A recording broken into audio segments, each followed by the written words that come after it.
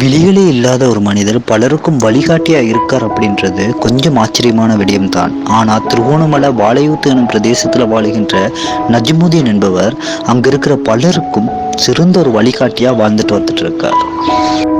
இந்த கைத்தொழில பழக்கினது எங்களோட நஜ்முதீன். இதுதான் என்னுடைய வாழ்வாதாரமா இருக்கு. இதே மாதிரி நாங்க நிறைய தொழில்களை அவர் பழக்கி இருக்கார். நானும் அதுல 3 பயிற்சி எடுத்திருக்கேன். இப்போ நிறைய பெண்களுக்கு டிசேபிளுக்கு அதுக்கு ஒரு வழிகாட்டலா இருக்கார். இங்கு பனை ஓலை, நூல் நூல், பேப்பர், தையல் இதெல்லாம் செய்துட்டு வரோம் கைத்தொழிலாக. இதுக்கு ஆர்வம் மட்டுமே இருந்துச்சு ஒழிய ஒரு வழிகாட்டுறதுக்கு ஒரு வழிகாட்டி இல்லை. இப்ப அதுக்கு ஒரு வழிகாட்டியாக நஜ்முதீன் என்பவர் இருக்கார்.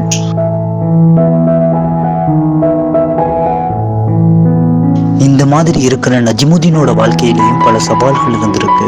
அதுல ஒண்ணுதான் அவரோட பொருளாதாரம். அடுத்தது சுயதொழில் முயற்சிகள் செய்யற கஷ்டப்படுற குடும்பங்களை கண்டுபிடிக்கிறதே அவருக்கு ஒரு சவாலா தான் இருந்திருக்கு.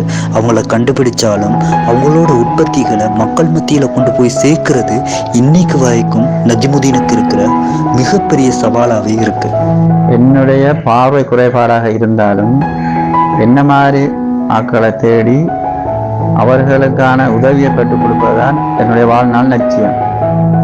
இப்படி இருக்கிற நஜ்முதீன் ஆரம்ப காலங்களில் கண் பார்வை உள்ளவரா தாங்க இருந்தாரு.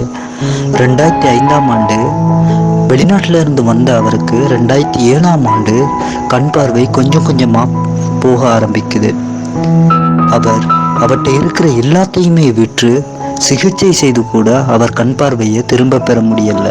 அப்பதான் அவர் யோசிக்கிறாரு, இப்படி கஷ்டப்படுற பல குடும்பங்கள் இருக்காங்க, பல பேர் இருக்காங்க, அவங்களுக்கு சுயதொழில் முயற்சிக்கான ஒரு வழிகாட்டியா நம்ம இருக்கலாம் அப்படின்னு சொல்லி அப்பத்துல இருந்து இன்னைக்கு வரைக்கும் அவர் நிறைய பேருக்கு வழிகாட்டியா இருந்துட்டு இருக்காரு.